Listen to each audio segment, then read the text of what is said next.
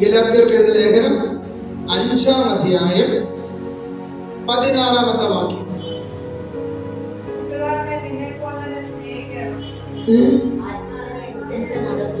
ആത്മാവിനെ അനുസരിച്ച് നടക്കുവിൻ.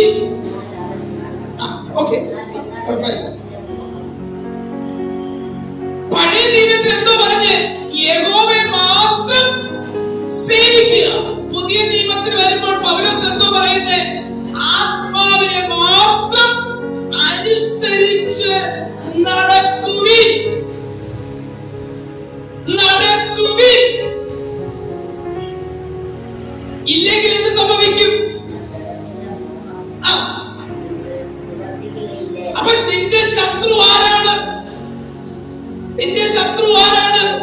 ജഡം. പുതിയ ദൈവത്തിൽ വരുമ്പോൾ ദൈവം ആഗ്രഹിക്കുന്ന എന്തുവാ? ദൈവത്തിന്റെ ആത്മാവിനെ അനുസരിച്ച് നടക്കുവിൻ. ശ്രദ്ധിച്ച്, പഴയ ദൈവത്തിൽ എന്തോ പറഞ്ഞ ദൈവത്തെ യഹോവയെ തന്നെ സേവിക്കുവിൻ. പക്ഷെ അവരെന്ത് ചെയ്തു? യഹോവയെ ഉപേക്ഷിച്ചിട്ട് ദേവശക്തികളെ എന്ത് ചെയ്തു? ആരാധിക്കാനും സേവിക്കാനും തുടങ്ങി. പുതിയ നിയമത്തിൽ ഒന്ന് നോക്കിക്കേ. പുതിയ നിയമത്തിൽ എന്തോ പറയുന്നേ? ശത്രു നിന്നെ പിടിക്കാതിരിക്കേണ്ടതിന്, പിശാച് നിന്നെ പിടിക്കാതിരിക്കേണ്ടതിന് നീ എന്ത് ചെയ്യണം? ആത്മാവിനെ അനുസരിച്ച് നടക്കുവിൻ. ആത്മാവിനെ അനുസരിച്ച് നടക്കുന്നില്ല എങ്കിൽ ദുഷ്ടൻ നിന്നെ പിടിക്കും. ഹലോ, സ്തോത്രം. പുതിയ നിയമത്തിൽ നമ്മുടെ ശത്രു ആരാമേ? അയൽപക്കത്തെ വ്യക്തികളല്ല. നമ്മുടെ ശത്രു നമ്മൾ തന്നെയാ. വായിച്ചാട്ടെ. ആത്മാവിനെ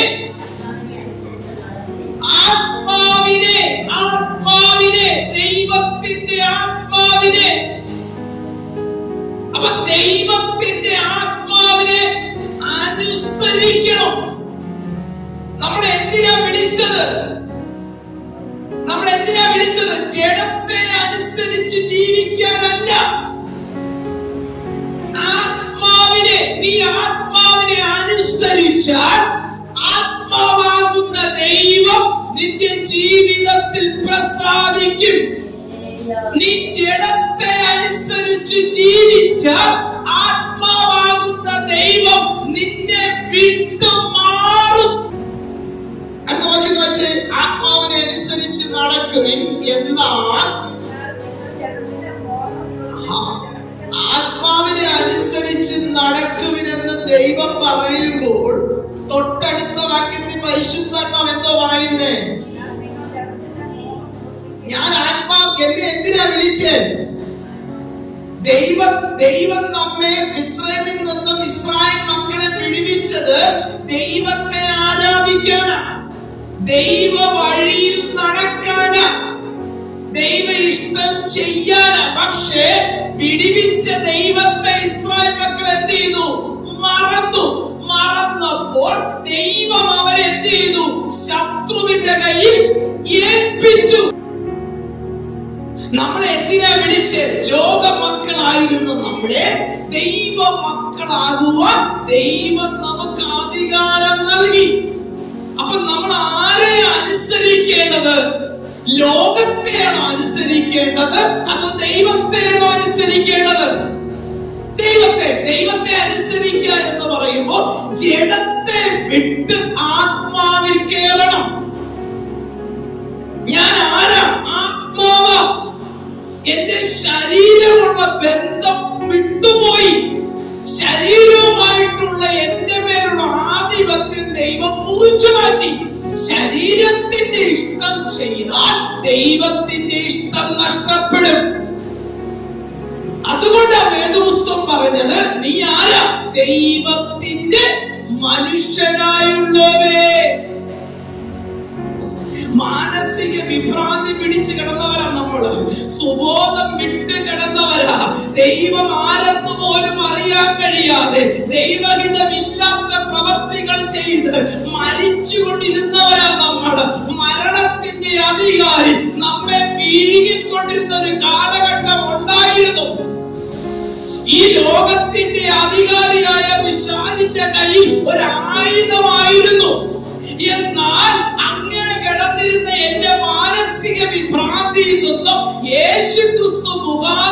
പിതാവ് എന്ത് ചെയ്തു? എന്നെ രക്ഷിച്ചു. പക്ഷേ അവന്റെ സ്വഭാവമെല്ലാം എവിടെ കിടപ്പുണ്ട്? അവന്റെ സ്വഭാവമെല്ലാം എവിടെ കിടപ്പുണ്ട്? ദൈവത്തിന് എതിരെ നിൽക്കുന്ന സ്വഭാവം. ആ സ്വഭാവമെല്ലാം എവിടെ കിടപ്പുണ്ട്?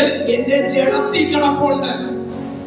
പഴയ നിയമത്തിൽ നോക്കിക്കേ, അവര് സേവിച്ചുകൊണ്ടിരുന്നത് അസ്തോര പ്രതിഷ്ഠകൾ, മോവാബ്യ പ്രതിഷ്ഠകൾ എന്ന് പറഞ്ഞതുപോലെ പുതിയ നിയമത്തിൽ വരുമ്പോൾ ദൈവത്തിന് വിരോധമായി നിൽക്കുന്നത് നമ്മുടെ സ്വഭാവമാണ്. ദൈവഹിതമില്ലാത്ത ചിന്തകൾ നമ്മുടെ ജഡത്തിൽ കിടപ്പുണ്ട്. ഈ ജഡത്തിന്റെ മോഹം നമ്മൾ ചെയ്ത നമ്മുടെ പേരെന്തുവാ? ഇസ്രായേൽ മക്കൾ. പേരെന്തുവാ? ദൈവ മക്കൾ. പക്ഷെ നമ്മൾ ആരെ അനുസരിക്കുന്നത്? ജഡത്തെ.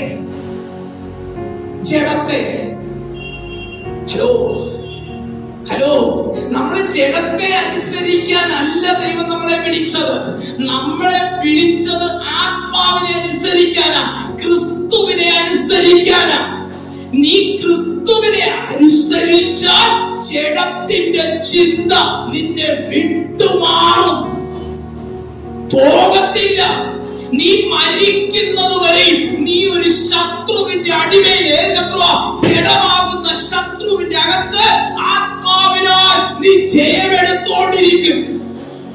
ഒന്നുകൂടി ആഴമായി പറഞ്ഞാൽ, ആത്മാവിനെ അനുസരിക്കുമ്പോൾ ജഡത്തെ നീ കൊല്ലുകയാണ്. ജഡത്തെ അനുസരിക്കുമ്പോൾ ആത്മാവിനെ നീ കൊല്ലുകയാണ്. വായിച്ച് മനസ്സിലാക്കി തരാം. വായിച്ചാണ്ട വാക്യം, സ്തോത്രം, ഗലാത്യർക്കെഴുതിയ ലേഖനം 5-ാം അധ്യായം 16-ാമത്തെ വാക്യം.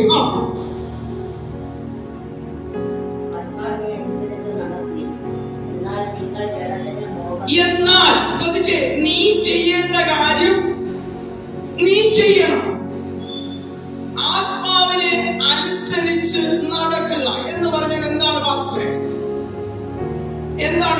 ആത്മാവിനെ അനുസരിച്ച് നടക്കുക എന്ന് പറഞ്ഞാൽ ഞാൻ ചെയ്യാൻ പോകുന്ന പ്രവൃത്തി ഇത് ദൈവഹിതം പ്രകാരമുള്ള പ്രവൃത്തിയാണോ? നിങ്ങൾ പാപത്തിൽ ചെയ്യുന്നല്ല പറഞ്ഞത്.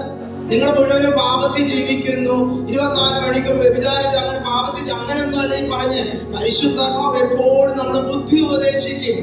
പരിശുദ്ധാത്മാവ് നമുക്ക് ബുദ്ധി തരികയാണ്. നമ്മുടെ പ്രവൃത്തിയാണ് നമ്മളെ ദൈവത്തോട് അടുപ്പിക്കുന്നത്. നമ്മൾ ചെയ്യുന്ന പ്രവൃത്തി, നിങ്ങൾ ശ്രദ്ധിച്ച വാക്യം വായിച്ചോട്ടെ, ആത്മാവിനെ അനുസരിച്ച് നടക്കുവിൻ എന്ന് പറഞ്ഞാൽ ദൈവത്തെ അനുസരിച്ച് നടക്കുവിൻ. നീ ആരെ അനുസരിക്കേണ്ടത്? ദൈവത്തെ അനുസരിക്കണം. ദൈവത്തെ അനുസരിക്കുക എന്ന് പറഞ്ഞാൽ ദൈവത്തിന്റെ സ്വഭാവത്തിൽ നീ ആയിത്തീരണം. ദൈവത്തിന്റെ സ്വഭാവം ഏതാമേ? വായിച്ച വാക്യം വീണ്ടും വായിച്ചാട്ടെ. അതിന്റെ 5:22 വായിച്ചേ. ആത്മാവിന്റെ ഫലമോ സ്നേഹം. ശ്രദ്ധിച്ചേ, സ്നേഹം. ശ്രദ്ധിച്ചേ, സ്നേഹം എന്തുവാ? സ്നേഹത്തിന്റെ എതിരാളി ആരാ? സ്നേഹത്തിന്റെ ശത്രു ആരാ? സ്തോത്രം. സ്നേഹിക്കേണ്ടവൻ കോപിക്കാൻ തുടങ്ങിയാലോ? നിന്റെ ഭർത്താവിനെ സ്നേഹിക്കണമെന്ന് ദൈവവചനം പറയുന്നു. 24 മണിക്കൂർ നീ അദ്ദേഹത്തെ കോപത്തോടെ ഇടപെട്ടാലോ? ഇപ്പൊ ഞാൻ പിടികിട്ടിയോ? പറഞ്ഞ് മനസ്സിലാവുന്നുണ്ടോ? എന്നെ എന്തിനാ ദൈവം വിളിച്ചത്? ആത്മാവിന്റെ ഫലം ചെയ്യുവാൻ. പക്ഷെ നീ എന്തോ ചെയ്യുന്നേ?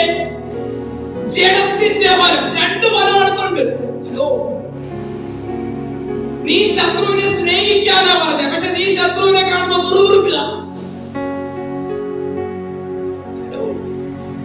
ആത്മാവിനെ അനുസരിച്ച് നടക്കുക. അപ്പൊ ആത്മാവിനെ അനുസരിക്കുക എന്ന് പറയുമ്പോൾ ദൈവഹിതമുള്ള പ്രവൃത്തി നിന്നിൽ എന്ത് ചെയ്യണം? ഉണ്ടാകണം. പ്രാർത്ഥിക്കുന്ന നിന്നിൽ നിന്നും പ്രാർത്ഥനയുടെ ഫലം ഉണ്ടാകണം. ദൈവത്തിന്റെ ഫലമുണ്ടാകണം. എന്താ ഫലം? ഒന്ന് സ്നേഹം, സന്തോഷം, സമാധാനം, ദീർഘക്ഷമ, ദയ, പരോപകാരം. അങ്ങോട്ടൊന്നും ബാക്കി കൊണ്ടുപോകാൻ ആഗ്രഹിക്കുന്നില്ല. എന്നാൽ ആ ജഡത്തിന്റെ ചിന്ത എന്ന് വായിച്ചേ 19ാമത്തെ വാക്യം. ജഡത്തിന്റെ പ്രവൃത്തികളോ ദുർനടപ്പ്, അശുദ്ധി.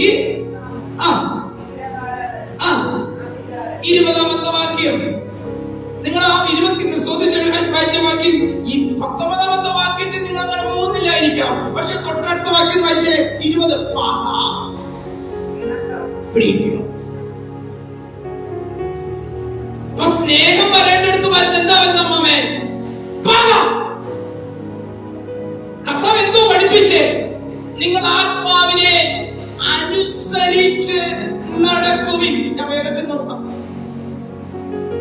സ്വതന്ത്രം അല്ലേ? വേഗത്തായി സ്വതന്ത്രം. ഈ ജഡത്തിന്റെ ചിന്തകൾ ജഡത്തിന്റെ ചിന്ത എന്ന് പറഞ്ഞാൽ ആരുടെ ചിന്തയാ? ജഡത്തിന്റെ ചിന്ത എന്ന് പറഞ്ഞ ആരുടെ ചിന്തയാ? പിശാചിന്റെ. പറഞ്ഞ് പിശാചിന്റെയാ. വിജയ് പാസ്റ്റർ കോപിക്കുമ്പോൾ ആ കോപത്തിന്റെ പിന്നിൽ ആരുണ്ട്? പിശാച്. ധൈര്യമായിട്ട് പറഞ്ഞു, പിശാച്. പിശാച്. നീ ആരായി തീരണമെന്ന പിശാച് ആഗ്രഹിക്കുന്നേ? പിശാചിന്റെ മകനാകണമെന്ന് അവൻ ആഗ്രഹിക്കുന്നത്. പക്ഷെ ദൈവം അവന്റെ മകനാകാനാണോ ആഗ്രഹിച്ചത്? അതോ ദൈവത്തിന്റെ മകനാകാനാണോ ആഗ്രഹിച്ചത്?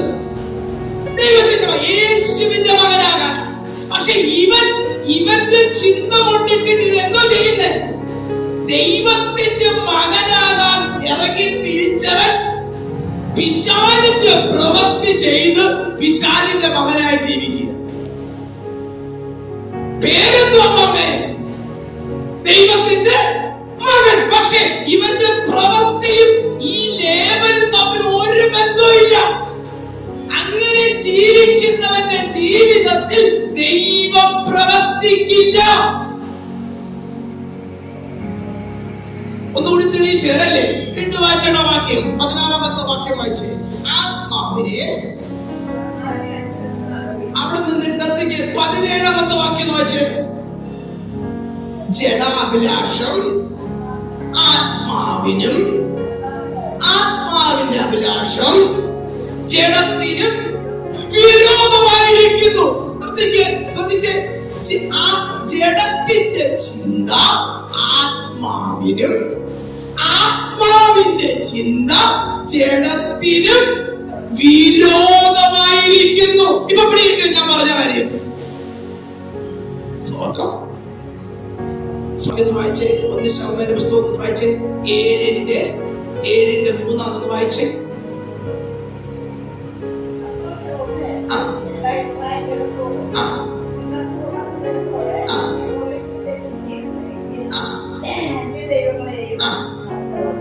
അസ്തോരത്ത് പ്രതിഷ്ഠയും. നിങ്ങൾ ശ്രദ്ധിച്ച ആ വേർഡ് ഭയങ്കര ഇമ്പോർട്ടന്റ്. എന്റെ മുഖത്ത് നോക്കിയേ. നിങ്ങളുടെ ഇടയിൽ എന്ന് പറഞ്ഞാൽ ഈ പ്രതിഷ്ഠ എന്ത് ചെയ്യാണ്? നിങ്ങളെയും ദൈവത്തെ തമ്മിൽ എന്ത് ചെയ്യാ? അകറ്റുകയാണ്. ഞാൻ പഴയ നിയമം വായിക്കുമ്പോൾ നിങ്ങൾ ശ്രദ്ധിക്കണം.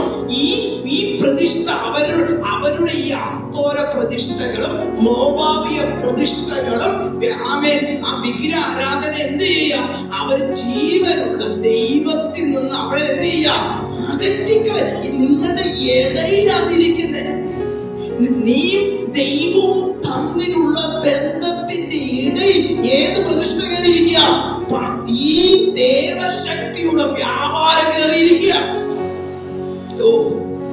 ഞാൻ പറഞ്ഞു മനസ്സിലാവുന്നത് പുതിയ നിയമത്തിൽ വന്നാട്ടെ, ഞാനും ആത്മാവും തമ്മിലുള്ള ബന്ധത്തിന്റെ ഇടയിൽ ആര് കയറിയിരിക്കുക? ജഡം കയറിയിരിക്കുക. ഇപ്പൊ മനസ്സിലായോ? ഞാൻ ആത്മാവിനെ അനുസരിക്കാൻ ആഗ്രഹിക്കുമ്പോൾ ജഡം അതിന്റെ ഇടയിൽ കയറി.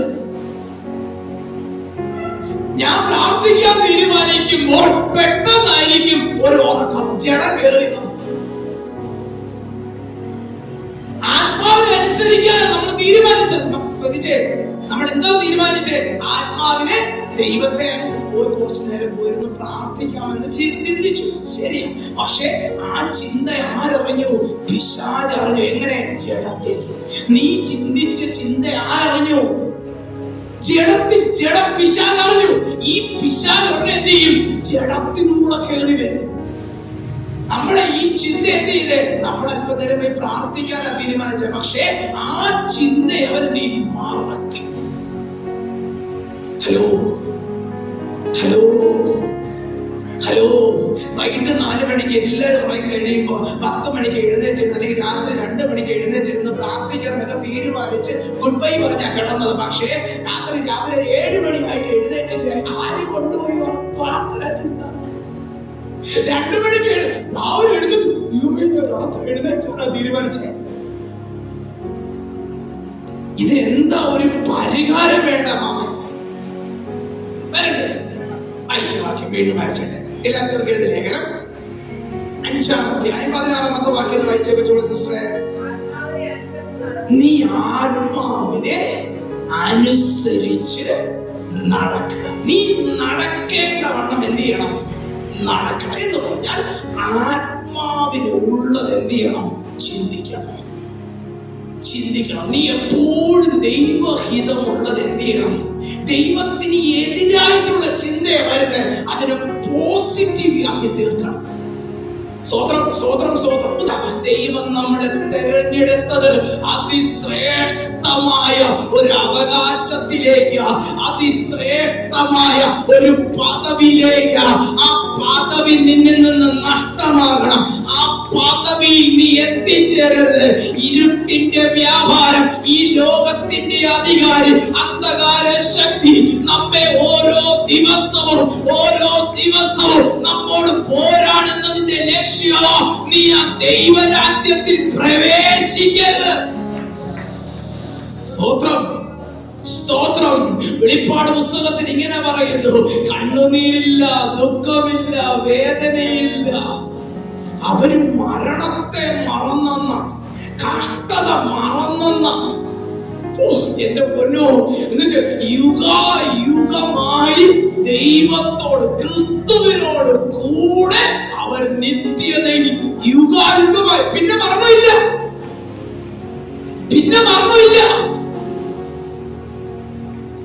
ഹലോ, രക്ഷ വ്യക്തിപരമാണ്. സ്വപ്നസൃഷ്ടി ദൈവത്തെ അനുസരിച്ചാൽ നിശ്ചയമായിട്ട് ഞാൻ പറയുന്നു, ഞാൻ വന്ന് പ്രാർത്ഥിച്ച് അടക്കിയില്ലെങ്കിലും നീ സ്വർഗത്തിൽ പോകും. ഞാൻ പറഞ്ഞ മനസ്സിലാകുന്നുണ്ടോ? രക്ഷ വ്യത്യസ്തമാ, വ്യക്തിപരമാ. നീ അനുസരിച്ച നീ അനുഗ്രഹിക്കപ്പെടും. സ്തോത്രം.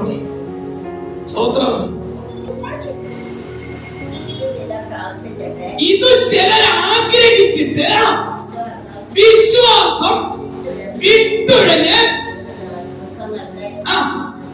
ബഹുദുഃഖങ്ങൾക്ക് അതീതരായി. എന്താ ബഹുദുഃഖം എന്ന് പറഞ്ഞാൽ? നരകമാണ് കാണിക്കുന്നത്. നിങ്ങൾ വചനം കറക്റ്റ് ആയിട്ട് പഠിക്കണം. നീ ക്രിസ്തുവിനെ വിട്ടു. എന്തിനു വേണ്ടി? ദ്രവ്യാഗ്രഹത്തിന് വേണ്ടി, ലോകത്തിന് വേണ്ടി, ജഡത്തിന് വേണ്ടി. പക്ഷെ നിനക്ക് നീ ക്രിസ്തുവിനെ വിട്ടപ്പോൾ നരകം നിന്നെ പിടിച്ചു. ലോകത്തെ നീ സ്നേഹിക്കാൻ തുടങ്ങിയപ്പോൾ നരകം നിന്നെ ചേർത്ത് പിടിച്ചു. ദൈവത്തെ നീ ചേർത്ത് പിടിച്ചപ്പോൾ നരകം നിന്നെ വിട്ടുമാറി, ലോകം നിന്നെ വിട്ടുമാറി. ക്രിസ്തുവിനെ അനുസരിക്കാൻ ഇറങ്ങിയ ക്രിസ്തുവിനെ വിട്ടപ്പോൾ എന്ത് സംഭവിച്ച മാമേ? അതീത ദുഃഖത്തിന് കാരണമായി. അങ്ങനല്ലേ? ദുഃഖത്തിന്റെ അമ്മാമ എങ്ങനെയുള്ള ദുഃഖം എന്നാ പറഞ്ഞേ? ബഹുദുഃഖങ്ങൾക്ക്. ദുഃഖം എന്ന് പറഞ്ഞാൽ ചെറിയ ദുഃഖമല്ല, നിത്യതയെ കാണിക്കുന്ന. ഇവൻ ക്രിസ്തുവിനെ തള്ളിയപ്പോൾ നരകം പിടിച്ചു. ഇന്ന് ഈ പകൽക്കാലം ഒരു ദൂത് പറയാം: ഈ ലോകത്തിൽ ഒന്നും കിട്ടിയില്ലെങ്കിലും കിട്ടേണ്ടവനെ മുറുകെ പിടിക്കുക. നീ ക്രിസ്തുവിന് വേണ്ടി നിന്നാൽ ഒന്നും തരത്തില്ലെന്ന് ദൈവം പറഞ്ഞിട്ടില്ല. എന്തോ പറഞ്ഞേ? എന്റെ നാമത്തിൽ നീ അപ്പനും അമ്മയൊക്കെ വിട്ടാൽ കഷ്ടതയോട് കൂടെ അത് നിനക്ക് ഇരട്ടിയായി ഈ ലോകത്തിലും തരും. ദൈവം നമ്മളെ ഒന്നും തരാതെ വിടത്തില്ല. സത്യം ഞാൻ പറഞ്ഞു, നിങ്ങൾക്ക് എന്ത് വേണം, നിങ്ങൾ ആഗ്രഹിക്കുന്നതിനേക്കാളും അപ്പുറമായിട്ട് ദൈവം ആഗ്രഹിക്കുന്നത്. ഗലാത്യർക്കെഴുതിയ ലേഖനം 5 നമുക്ക് നിർത്താം. 5:16 വാക്യം. ആത്മാവിനെ അനുസരിച്ച് നടക്കുവിൻ. അടുത്ത വാക്യം, ആത്മാവിനെ അനുസരിച്ച് നടന്നാൽ എന്ത് സംഭവിക്കാം അമ്മേ? നിങ്ങളുടെ ജഡത്തിന്റെ മോഹം. വായിച്ച വാക്യം പിന്നെ വായിച്ചത്. എന്നാൽ അപ്പൊ നിങ്ങൾ ദൈവത്തെ അനുസരിക്കാൻ ഇറങ്ങിയത്, നിങ്ങൾ ദൈവത്തെ അനുസരിക്കാൻ ഇറങ്ങിയത്, പക്ഷെ ദൈവത്തെ അനുസരിക്കേണ്ടതിന് പകരം നിങ്ങൾ ആരെ അനുസരിച്ചു? ജഡത്തെ. ഈ ദൈവത്തെ അനുസരിക്കാതിരിക്കുമ്പോൾ ജഡത്തിന്റെ മോഹം നമ്മുടെ ഇടയിൽ വരും. നമ്മൾ ശ്രദ്ധിച്ചേ, ദൈവം പറയുന്നു ഇത് തിന്നരുത്. പുള്ളിക്കാരൻ പഴം പറിച്ചു തിന്നപ്പോൾ അവരും ദൈവവും തമ്മിലുള്ള ബന്ധത്തിന്റെ ഇടയിൽ ആര് കയറി? പിശാച്, മരണം. കർത്താവ് എന്താ പറഞ്ഞേ? ഈ ഫലം പറിച്ചു തിന്നരുത്. പക്ഷെ അവര് തിന്ന നിമിഷം എന്ത് സംഭവിച്ചു? അവരും ദൈവവും തമ്മിലുള്ള ഇടയിൽ ജീവൻ. പക്ഷെ ദൈവത്തെ അനുസരിക്കാതിരുന്നപ്പോൾ ജീവൻ വിട്ട് മരണം കയറി. ഒന്നുകൂടി പറഞ്ഞു തരാം. ദൈവത്തെ അനുസരിച്ചപ്പോൾ അവർക്ക് എന്തുണ്ടായിരുന്നു മാമേ? ജീവൻ. കർത്താവ് എന്താ പറഞ്ഞേ? നിങ്ങൾ മരിക്കുകയില്ല, തിന്നുന്ന നാളിൽ നിങ്ങൾ മരിക്കും. അപ്പോൾ ദൈവം ഒരു ഭാഗത്ത് നിൽക്കുന്നു. ഈ ദൈവം പറഞ്ഞ കാര്യം ഇവര് നടക്കണം. എന്താ? ഇവരെ ജീവൻ വിട്ട് മരണത്തിൽ വരണം. അതിന് തന്ത്രമായിട്ട് വന്നവൻ ആരാണ്? പിശാച്. ദൈവത്തെ അനുസരിക്കേണ്ട ആദവും ഹവ്വയും പിശാചിനെ അനുസരിച്ചപ്പോൾ ദൈവത്തിൽ നിന്ന് വരുന്ന ജീവൻ ഇവൻ മരണമായിട്ട്. കാരണം ജീവൻ നഷ്ടപ്പെട്ട സ്ഥലത്ത് എന്ത് വന്ന മാമേ? മരണം. ഇവിടെ എന്തോ വായിച്ചേ? നീ ആത്മാവിനെ അനുസരിക്കുമ്പോൾ നീ ദൈവത്തോട് അടുക്കുകയാണ്. എന്നാൽ നീ ജഡത്തിന്റെ മോഹം ചെയ്താലോ? വാക്യം, ജഡത്തിന്റെ മോഹം. അപ്പൊ നിങ്ങൾ ആത്മാവിനെ അനുസരിക്കുമ്പോൾ ജഡത്തിന്റെ പ്രവൃത്തി ചെയ്യാൻ പറ്റത്തില്ല. ഏതെങ്കിലും ഒരു രീതിയിലേ ജീവിക്കാൻ പറ്റത്തുള്ളൂ. രണ്ടുപേരെ ഒരുപോലെ കൊണ്ടുപോകാൻ പറ്റത്തില്ല. അതാ വേദപുസ്തകം കർത്താവ് പറഞ്ഞത്, യേശു കർത്താവ് പറഞ്ഞത്, മാമോനെ ദൈവത്തെ ഒരുപോലെ സ്വീകരിക്കാൻ കഴിയത്തില്ല. ഹലോ, ഞാൻ ആരെ സേവിക്കാൻ ഇറങ്ങിയേ? ദൈവത്തെ. പക്ഷേ ദൈവത്തെ സേവിക്കാൻ ഇറങ്ങിയ എന്റെ ജീവിതത്തിൽ ലോകവും കയറി വരും. മാമോൻ വേദോസ്തവം പറഞ്ഞത്, രണ്ടുപേരെ നിനക്ക് സേവിക്കാൻ പറ്റത്തില്ല. ഈ രണ്ടുപേരും എതിർക്കുന്നവരാണ്. വീണ്ടും വായിച്ചേണ്ട വാക്യം, ജഡത്തിന്റെ ചിന്ത. 17ാമത്തെ വാക്യം, ജഡത്തിന്റെ ചിന്ത ആത്മാവിന്റെ ചിന്ത ജഡത്തിന് വിരോധമായിരിക്കുന്നു. ഈ രണ്ട് മണ്ഡലവും എവിടെയുണ്ട് മാമേ? നമ്മളിലുണ്ട്. ജഡം ആഗ്രഹിക്കുന്നത് നീ ദൈവത്തെ അനുസരിക്കണം, ആത്മാവ് ആഗ്രഹിക്കുന്നത് നീ ദൈവത്തെ അനുസരിക്കണം. അപ്പൊ എല്ലാത്തിന്റെ കാരണദൂത് എന്തുവാ? അനുസരണം. നാം ദൈവത്തെ അനുസരിച്ചാൽ ലോകം നമ്മളെ വിട്ടുമാറും. നാം ദൈവത്തെ അനുസരിച്ചാൽ പാപ സ്വഭാവം നമ്മളെ വിട്ടുമാറും. നാം ദൈവത്തെ അനുസരിക്കാതെ ജഡത്തെ അനുസരിച്ചാൽ ദൈവം നമ്മളെ വിട്ടുമാറും. ഞാൻ പറഞ്ഞ മനസ്സിലാവുന്നു? വായിച്ച റോമർക്ക് എഴുതി ലേഖനം 7-ാം അധ്യായം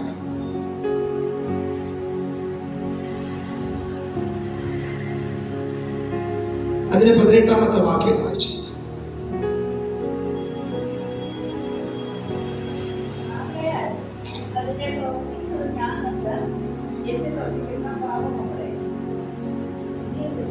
പതിനഞ്ചാമത്തെ വാക്യം വായിച്ചു. ഞാൻ പ്രവർത്തിക്കുന്നത്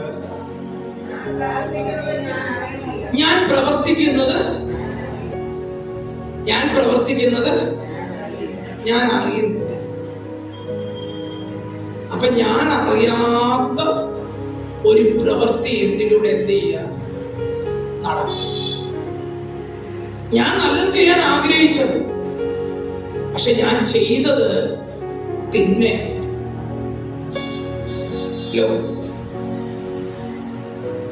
ഞാൻ നല്ലത് പറയാൻ ആഗ്രഹിച്ചു, ഞാൻ പറഞ്ഞു വന്നപ്പോ എന്റെ നാവിൽ നിന്ന് എന്ത് ചെയ്തു? തിന്മയോ. ഞാൻ അടിക്കണ്ടെന്നാ വിചാരിച്ച, ഞാൻ അടിച്ചു പോയി പാസ്റ്റർ. ഇനി ഞാൻ കള്ളു കുടിക്കത്തില്ല. ഞാൻ ഭാര്യയുടെ തലയിൽ കൈവച്ചു, എന്റെ കുഞ്ഞിന്റെ തലയിൽ കൈവച്ചു. പക്ഷേ വൈകുന്നേരമായപ്പോൾ ഞാൻ അറിയാതെ എന്ത് ചെയ്തു? അടിച്ചു. ഞാൻ ആഗ്രഹിക്കുന്നതല്ല എന്നിൽ വരുന്നത്. ഞാൻ നന്മ ആഗ്രഹിക്കുമ്പോൾ എന്നിൽ എന്താ വരുന്നേ? തിന്മ. അതിന് പൗലോസ് പറയാ, അത് ഞാനല്ല, അത് ഞാനല്ല. ഞാൻ ചെയ്ത പ്രവൃത്തി എന്ന് മറ്റുള്ളവർ പറയുമ്പോൾ പൗലോസ് പറയാ, അത് ഞാനല്ല ചെയ്തത്. നിങ്ങൾ അറിയാത്ത ഒരു വ്യക്തി, ഒരു സ്വഭാവം എന്നിലുണ്ട്, എന്നിൽ വസിക്കുന്നു. ആ സ്വഭാവം എന്നെ വിട്ടു മാറുന്നില്ല. ഞാൻ നന്മ ചെയ്യാൻ ആഗ്രഹിക്കുമ്പോൾ, ഞാൻ നല്ലത് ചെയ്യാൻ ആഗ്രഹിക്കുമ്പോൾ, ഞാൻ ദൈവ ഇഷ്ടം ചെയ്യാൻ ആഗ്രഹിക്കുമ്പോൾ അതിന് വിരോധമായി എന്നെ കൊണ്ട് ചെയ്യിപ്പിക്കുന്നത് ഞാനല്ല, എന്നിലെ പാപമാണ്. വീണ്ടും വായിച്ച വാക്യം 15-ാമത്തെ വാക്യം. ഞാൻ പ്രവർത്തിക്കുന്നത്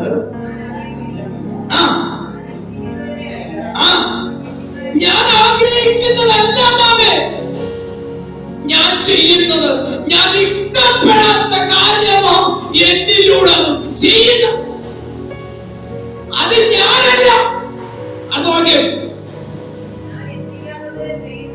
17-ാമത്തെ വാക്യം വെച്ചു. അതിനെ പ്രവർത്തിക്കുന്നത് ഞാനല്ലേ. മുഖത്ത് നോക്കി കള്ളം പറയുക.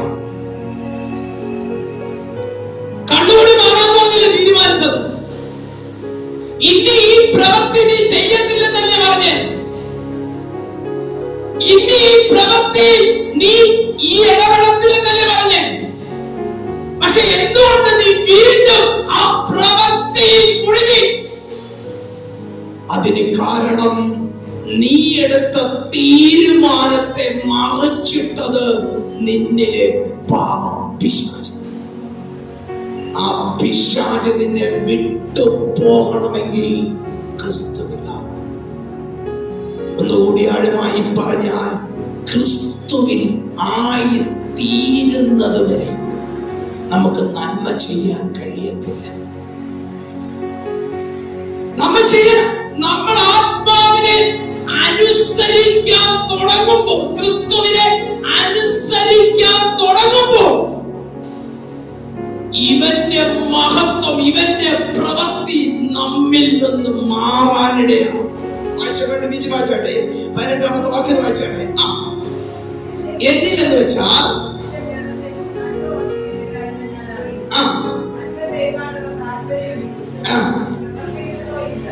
മതി.